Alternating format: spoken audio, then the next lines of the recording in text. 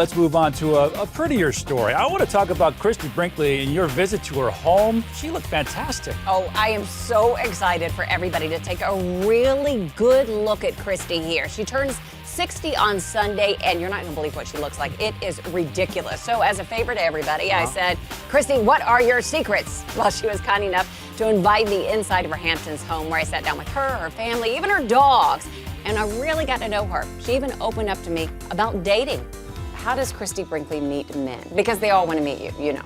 Oh, really? Yeah. Well, I mean, it's a little quiet out here in the country. A little quiet. Maybe you like it that way right now.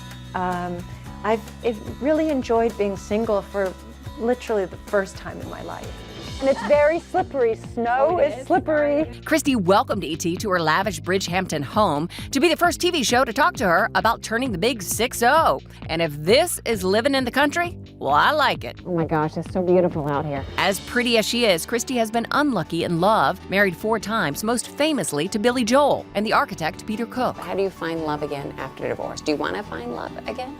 Well, of course, I wouldn't shun it. If it happens, it happens. I understand you got a lot of 30-year-old men hitting on you. Well, I mean, it seems like during this period that most of the guys that are like 38, 39, 42, like that, you know, sort of age group.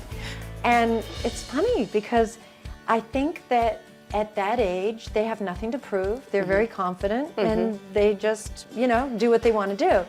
And men my age, I feel quite invisible to them. Really? I still find that hard to believe. E.T. has followed her career since 1983, and she always seems ageless, which of course has people wondering if she's ever had any work done. Would you ever consider plastic surgery? I would never say never. Yeah. That's a good answer. I used to say never. So you've done none of that?